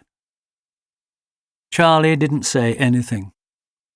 He only rested his head against the cold glass and tried his very best not to cry. Chapter 24. "Bert," called Stan, "look what I've found." He let himself into the hallway, dragging Alfie behind him, and slammed the door firmly shut. Bert came out of the kitchen at the end of the hall and stared in amazement. "Well, blow me down," he exclaimed. "It's a deerhound, isn't it?" "Not just any deerhound," said Stan. "It's the one off that poster. It must be. Look at the state of him. He's been out there for months, living rough. You could tell by the smell. Must be the best hunter on the planet to survive that long in the wild. He'll be the perfect dog to take lamping. I can't believe our luck." They led Alfie into the kitchen, which was surprisingly cosy, despite its untidy state, with 2 battered armchairs and a very old Rayburn oven. At one side of the oven, in an alcove with shelves above it, was Lightning, lying in an old dog bed. When he saw Alfie, he half sat up and curled his lip in what was most definitely not a smile. "Lay off, old boy. You've got to be nice to the new kid."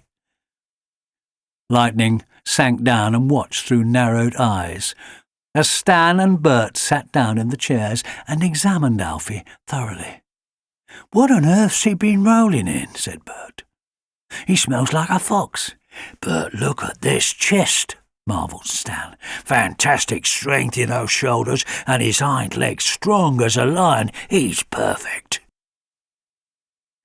All the time he was talking, Stan kept smoothing Alfie's head. Then he shoved him across to Bert, who started massaging him just below his ears on either side of his neck. This was so pleasant that Alfie's head drooped lower and lower, and his front legs buckled. "That's nice, eh?" laughed Bert. "Blimey, Stan, he's a pushover, isn't he? Won't take us 5 minutes to train him." Bert fetched some blankets and an old coat and made up an extra bed between the chairs while Stan went back to the shop and bought some more dog food. To begin with, Alfie couldn't help enjoying all the attention, especially the neck massage and the food. But when he started listening to Stan and Bert's plans, he realized with alarm that they wanted to turn him into a hunting dog to take with them on the heath at night. As soon as this dawned on him, he started yelping and running round the room. Stan grabbed Alfie by the trailing lead and dragged him over to the pile of blankets. "On your bed now," he ordered sternly, pushing Alfie firmly onto his new bed and pressing his back until he collapsed into a miserable heap.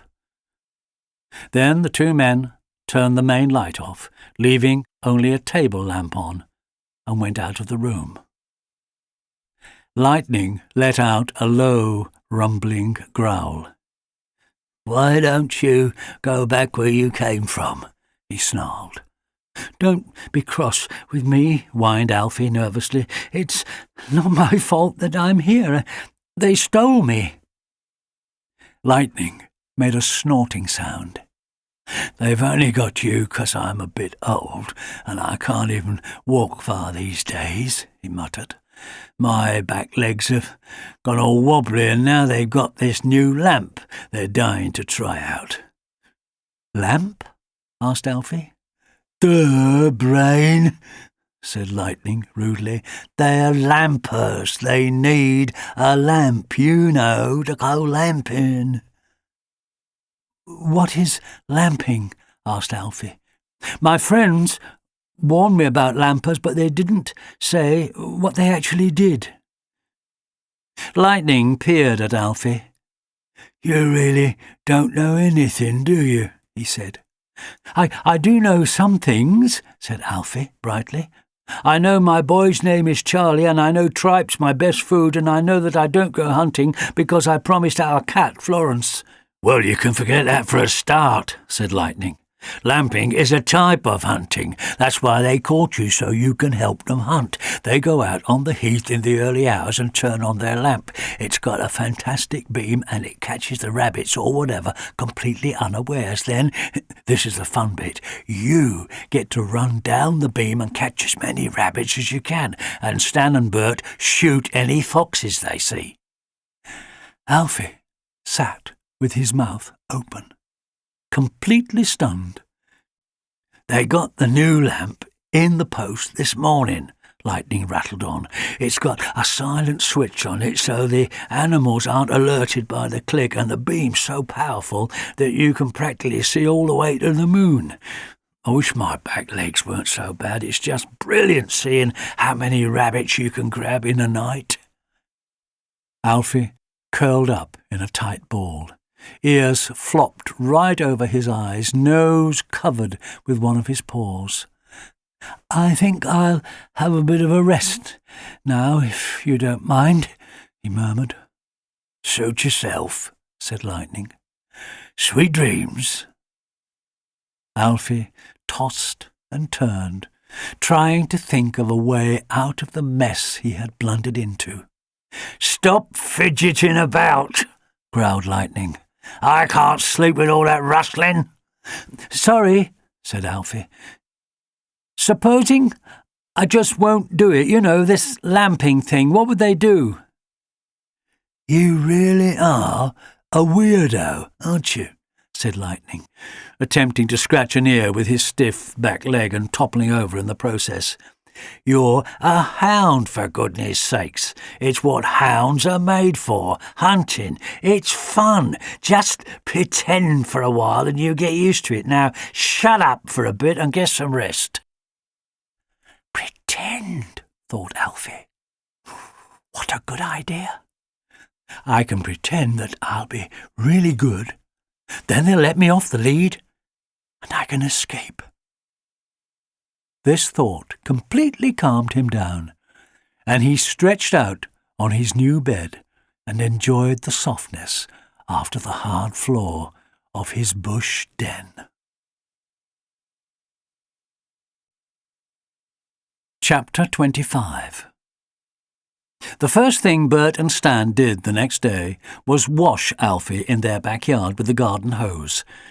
He made a terrific fuss, yelping and twirling on the lead, but Stan was very clever at making him behave, alternately shouting angrily, then sounding gentle and kind until Alfie gave up struggling and stood quaking with cold, while Stan picked out all the brambles and twigs, and Bert rinsed off the amazing amount of dried mud. Some of the brambles were almost woven into his fur and had to be cut out with scissors. Look, Bert, said Stan. He's got some nasty sore places from all those brambles. Hold still, Alfie, we'll soon fix those. There now. Isn't that better, eh? It did feel better, drying out by the warm stove, ointment smeared onto the sore patches that had been very itchy. The only thing he didn't like was the lemon smell of the shampoo. He really had loved his foxy perfume. From the very first day with Bert and Stan, Alfie set out to show them how trustworthy he would be. Every time Stan sat down, Alfie rushed over and laid his head lovingly on Stan's knee and gave him a paw, and when Stan was looking at the newspaper, Alfie nudged his nose charmingly underneath it and gave Stan a huge, messy lick. "Get off!" laughed Stan. "He's really taken to you, that dog," said Bert. "Look how he follows you around." "Probably 'cause it was me that found him," said Stan. "He's the devoted type. Hounds are like that.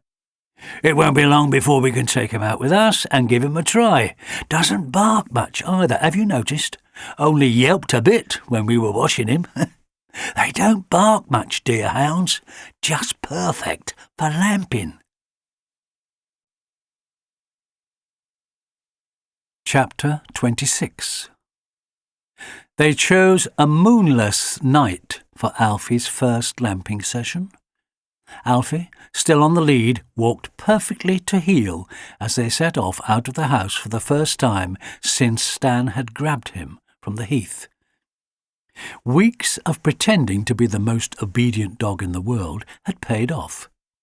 But, to Alfie's dismay, Bert was carrying a shotgun as well as the silent switch lamp.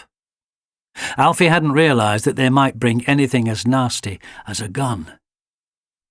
"I can't believe how easy it's been to train him," said Stan, as they left the outskirts of the heath and plunged into the undergrowth away from the houses and deep into the heart of the rough woodland.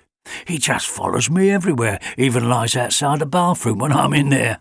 Old Lightning was never as eager to please as this young fella." Alfie nosed his snout into Stan's hand. "Good boy," said Stan. "Quiet now. Not a sound." They walked for half an hour, deeper and deeper into the thickest areas of bush and brambles, through narrow pathways, some of which Alfie recognised from his nighttime travels. Abruptly, Stan gave the lead a sharp tug and they all stopped. It was so dark that you could only just make out the tops of the trees against the night sky. No one moved for several minutes. Alfie waited, wondering if they were going to walk on again, when suddenly, noiselessly, Bert turned on the lamp. To Alfie's utter horror, the brilliant beam of light revealed the worst sight in the world. Fix-It, caught in the devastating glare, transfixed with shock. Stan let go of Alfie's lead and raised his gun. In a split second, Alfie hurled himself at Bert, knocking the lamp to the floor where it rolled crazily around, lighting up Bert's feet and Stan's angry face. "Run, Fix-It!" barked Alfie. "Run for your life, they've got a gun!" All hell broke loose. 2 shots rang out, then someone picked up the lamp and Alfie heard the furious voices of the 2 men yelling his name. Alfie raced into the woodland as fast as he could. He ran on and on, twisting and turning to avoid the beam of light, ripping himself on brambles, catching his flailing lead on branches, stopping to yank himself free, then plunging on through woven walls of undergrowth. At last, he left the voices and the light far behind and stopped to catch his breath. One of his back legs was really painful, and he started whimpering with fright. Alfie waited, crouched in a dense patch of bracken, and listened, his deerhound ears going through all the different ear styles as he strained to make completely sure that he had lost them. There was no sound. So he laid his nose on his paws and decided to wait for a good chunk of time until he was sure they hadn't been able to track him down. Chapter 27. Fix-It dived headfirst into the den and landed on top of Sunset in a shower of earth. "Watch out," she said. "Hey, what's the matter? Has something happened?" Fix-It lay alongside her, panting. "Lampers," he managed to gasp. "They had a gun, and even worse, they had Alfie." "Alfie?" exclaimed Sunset. "But he went home ages ago. Are you sure it was him?" "He's saved me," said Fix-It. "Knocked the lamp clean out of the bloke's hands. It was definitely him." They lay in the darkness, straining their ears and noses for any sign that Fix-It had been followed. After a while, they began to relax. They were miles away from here, said Fix-It. I don't think it's very likely that they'd find us anyway. I came home the long way round to put them off the scent. Did they have any other dogs? Any terriers? Asked Sunset. No, said Fix-It. Only Alfie, so I think we're safe. At that very moment, they heard a rustling and scratching outside the entrance to their den. The two foxes huddled together, terrified. Then came a voice they knew so well. It's only me. It's all right. I waited till they'd gone and came the long way round. I'd never bring them here. It's me, Alfie. Fix-It and Sunset scrabbled out and found Alfie collapsed in front of his bush lair. What on earth were you doing with those horrible men? Asked Fix-It. We thought you were safe at home ages ago. Alfie let out a low, half howl. Oh, so sorry, he whimpered. So sorry, but my back leg hurts. It really hurts. I think I must have caught it on something. Let's have a sniff, said Sunset, waffling her nose up and down Alfie's back legs as he lay trying to stifle yelps. He's been shot, she whispered to Fix-It. Take a sniff. You can smell the gunpowder and the blood. I'm sorry, Alfie kept apologizing. It wasn't my fault, honestly. They kidnapped me so they could train me as a lamper's dog. The only way I could get them to trust me was to pretend that I was keen to do it. Ah! He gave a loud yelp as his wounded back leg gave a sharp twinge. What's wrong? Why does my leg hurt so much? Now then, dear, said Sunset, trying to sound in charge, you mustn't panic, but it smells as if you've been shot. Alfie panicked. He tried to scramble to his feet, yelping and barking, but crashed down into the bushes as all his legs gave way with sheer terror. Stop! Barked Fix-It. You must keep quiet or they'll come back and find us. Alfie clamped his teeth together. Can you shuffle under your bush, Alfie? Asked Fix-It. You'll need to shelter in case it rains. Couldn't I just stay here? Asked Alfie. I don't want to move right now. In the end, when they saw that he really was too weak and exhausted to move, Fix-It and Sunset lay down on either side of Alfie to keep him warm.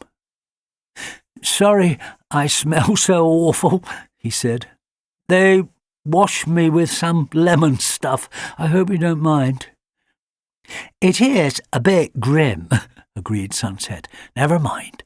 You can roll in our nice, messy patch tomorrow. We'll soon have you smelling like a fox again. Chapter 28. It was a Sunday morning. Charlie and his mum sat miserably at the breakfast table, their toast growing cold in front of them. I don't want another puppy, said Charlie. It's very nice of Jenny to offer, but I still think we can find Alfie. How could we look after another dog and have fun with it when Alfie's still out there on the heath? No one's seen him at all since that day at the cafe, said his mum, and we really don't know if it ever was him. Can't we go and put up some more posters? Asked Charlie. Just one more lot. The others have either blown away or got tatty in the wind. Please, we could go today. We're not doing anything. Charlie's mum let out a huge sigh. All right, she said. Just one more lot and one more look. Then that's it, Charlie. You just have to face it. He isn't coming back. It's sad, it's awful, but the miracle just isn't going to happen. Charlie left his toast and went to pull on his coat and his lucky light-up trainers. While his mum was getting ready, he hurried outside and leaned over the front gate. He hadn't sent his magic thought waves out for weeks, what with school and the cold weather, and now he fixed his eyes on the end of the road where he had watched Jenny's van drive Alfie away all those months ago and sent a tsunami full of more than hope, full of absolute belief that Alfie would be there this one last time. "Ready, darling?" called his mum. "Yes, Mum," said Charlie. "I'm out here, ready and waiting. Let's go." A grey dawn had broken on the strange little group huddled outside the fox's den. Alfie was in a bad way, half awake, whimpering and panting. Sunset got up and examined Alfie's damaged leg, stretched out in the gloom. It was covered in dried blood, with a cluster of dark holes right in the centre of the top part. "How's it feel, Alf?" asked Fix-It, nudging Alfie awake. "It stopped bleeding, so that's a good thing." "Hurts," whined Alfie. "Hurts worse. Am I going to die?" "Course not," soothed Sunset. "We'll work out what to do, won't we, Fix-It?" "Definitely," agreed Fix-It, though he didn't have the faintest idea what on earth they could do to help. "First of all, I'll go for a quick scavenge and fetch us some breakfast." "Don't go yet," said Sunset, feeling a bit jittery about being left alone with the anxious invalid. "I'm not very hungry anyway." "Neither am I," said Alfie miserably, "and I am always hungry. I'm going to die, aren't I? You just don't want to tell me." He let out a volley of yelps. "Shh," said Sunset. "I promise you're not going to die, all right? I know about these things." "Do you?" asked Alfie, brightening up. "Yes, I do," replied Sunset firmly. "Now, just lie still while we think up our plan of action." Sunset and Fix-It wandered to the edge of the narrow pathway in the undergrowth, which they had hollowed out as they made their way to and from their den each day. "He's in a really bad way," said Sunset. "We can't just leave him here. His leg won't heal up on its own. What are we going to do?" "For once," said Fix-It, "I really have no idea whatsoever." They sat down, leaning against each other, watching the morning light grow stronger. After a while they glanced back at Alfie, who had slipped into a light sleep, making little yipping noises. "I'll go and find us some food," said Fix-It. "I'll try to make a plan while I'm looking." He bustled off through the bushes, and Sunset went back to Alfie. She stretched herself out along his back to keep him warm. "Don't leave me," murmured Alfie. "Course not," said Sunset. Charlie and his mum arrived on the heath and systematically reposted as much of the area as they could. They had made some new posters on their computer with an extra bit saying that Alfie would look older and scruffier by now and offering a reward. "We should have offered a reward the first time," said Charlie. "I know," said his mum. "We were in such a hurry to print them that I wasn't thinking straight. I'm sorry." It took them 2 hours to tack every single new poster to trees and fence posts, and they finally sat down on a bench in a picnic area for a rest. "I'll just put up the last one on this notice board here," said Charlie's mum. "Then we're done."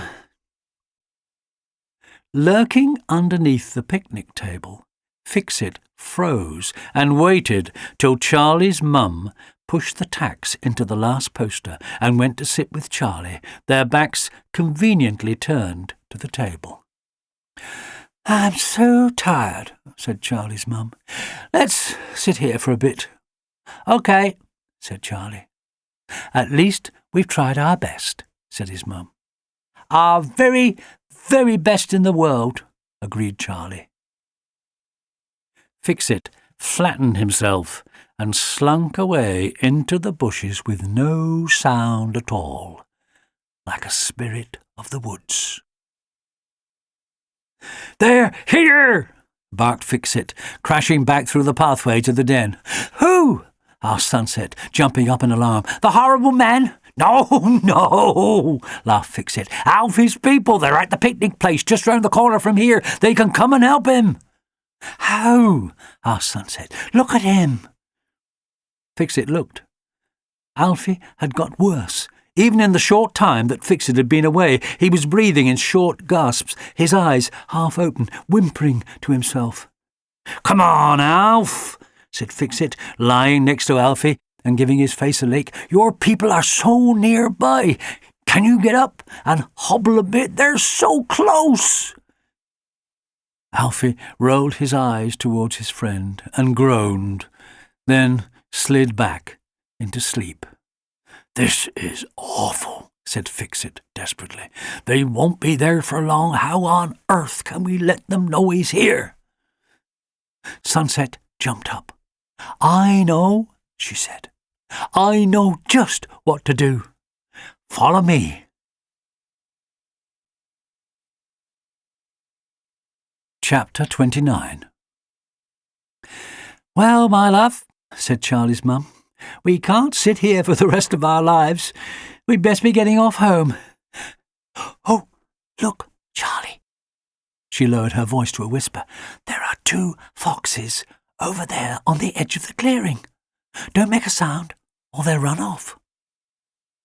Charlie and his mum sat perfectly still, watching the pair of foxes, expecting them to slink hastily into the undergrowth, but they just stood there. "They're looking at us, Mum," whispered Charlie, not moving a muscle, "and one of them's carrying something."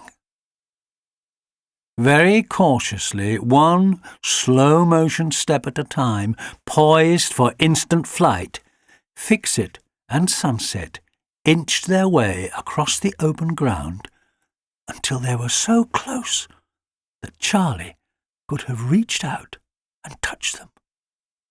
Then they stopped, and Fix-It stepped forward and laid something on the ground at their feet. It was Alfie's broken collar. Charlie's mouth dropped open as he recognized it. "Mum," he breathed, "it's Alfie's collar." Very slowly, Charlie bent down and picked it up, but as soon as he moved, Sunset and Fix-It turned and fled back to the far edge of the clearing, where they stood, watching with unblinking amber eyes. "Look, Mum," said Charlie, "it's got his name tag. They brought us his collar. They must know where he is." "But they're foxes," said Charlie's mum. "How could they know anything?" "I don't know," said Charlie, "but they brought us his collar, didn't they?" "Let's see if they let us follow them," said Charlie's mum, her heart hammering with shocked astonishment. "Very slowly, so we don't frighten them." As soon as Charlie and his mum got up, Sunset and Fix-It trotted off in front of them for a few paces, then stopped and turned to make sure they were being followed. Charlie and his mum stopped too. Then the 2 foxes set off again, Charlie and his mum hurrying along behind them, stopping when they stopped and following when they set off again. They went on like this, stopping and starting until the woodland got thicker and more hidden from the usual pathways and clear areas. "It's getting too overgrown to get through," said Charlie's mum, dragging aside huge loops of bramble that clutched at their clothing like octopus tentacles. Suddenly they rounded a corner in the tunnel-like pathway through the undergrowth and stopped. Alfie lay directly in front of them, on his side, very still, a green rope lead round his neck looped underneath him, the wounded leg matted with dried blood. Sunset and Fix-It stood further on at the mouth of their den, watching. "Alfie!" yelled Charlie. He flung himself down in the mud and gently smoothed Alfie's face. "Look, Mum, it's him! We've found him! It's okay, Alf! You're okay now! We've got you! We've got you!" Charlie's mum knelt down and examined the leg. "This looks bad, Charlie," she said. "I think someone shot him." "Shot him?" gasped Charlie. "But he will be all right, Mum, won't he, now we found him?" "Yes, darling," said his mum. "I'm sure he'll be fine. I'll ring Jenny and Rita and the vet and see if they can come and find us and help carry him out. The vet can bring one of those big stretchers they use." Charlie sat next to Alfie, smoothing his fur and crying all over him. "We found him!" He laughed through his tears. "We actually found him! I told you, didn't I? I knew he was still here." "It was your magic thought waves that did it," said his mum, smiling, as she dialed Jenny's number with trembling fingers. "Jenny, you'll never guess what. We've found him." Fix-It and Sunset watched as Jenny and Rita arrived, bringing the vet and one of the veterinary nurses. They bundled Alfie onto a large plastic stretcher and strapped him on securely. "I wish he was conscious," said Sunset. "I would have liked to have said goodbye." "Me too," said Fix-It. "Still, at least we know he's made it back to his people this time. At least we know he's safe." Charlie looked back and caught their eye as the group of rescuers started shuffling their way out of the thicket. "Thank you," he called to them. But the two foxes turned and disappeared into the shadowy mouth of their den. "Well, my dear," said Fix-It, "we'll have to move out of here right now, after all these people have seen where we live." "Pity," said Sunset. "It was such a nice little hideaway, but you're right, of course, and I suppose it could have been a teensy bit bigger. Won't be long till spring, and there'll be cubs to think about." "Come on, then," said Fix-It. "I've seen a nice place round the back of the cafe, right in the middle of a dip full of brambles. No one will ever find us there. Especially not any huge lost dogs." Chapter 30. Alfie woke up and thought he must be dreaming. He had dreamed of being home so often, but this time it seemed absolutely real. It was real. He was lying on his beanbag in the kitchen, his back leg heavily bandaged, and Charlie was sitting next to him, gently stroking his head. "Look, Mum," said Charlie, "he's waking up. Hey, Alfie, it's me. You're back home." Charlie's mum bent down to ruffle Alfie's fur. "Look at you," she said, smiling.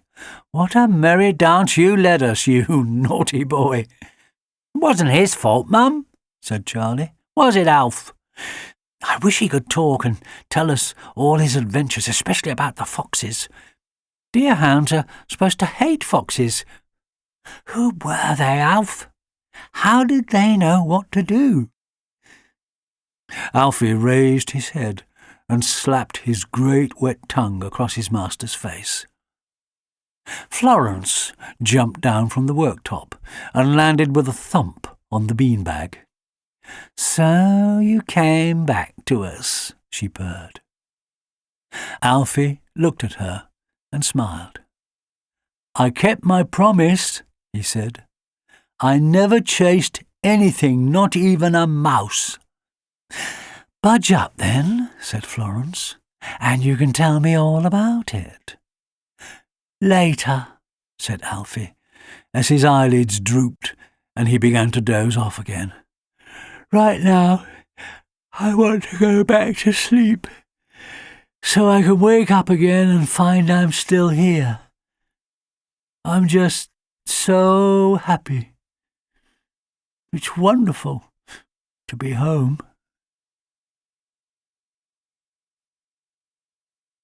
Deerhound by Jill Murphy was read by Bernard Cribbins and is published by BBC Audiobooks.